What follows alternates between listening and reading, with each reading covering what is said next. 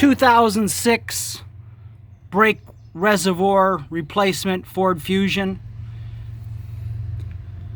That's a T25 Torx, only one side. There's the old reservoir.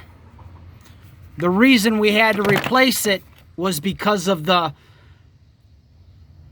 light indicator for low fluid was incorporated into the plastic reservoir. So, you know, I'm just making this because there wasn't that many YouTube videos out. You know, that's the battery bracket. I think those are 10 mil and 8 mil to get those off. That's straightforward. The only questionable part that people might not know is that it was only threaded on one side. You know, obviously we used a chicken baster to take that fluid out. I'm trying to think of anything else important to say. This little thing was just here.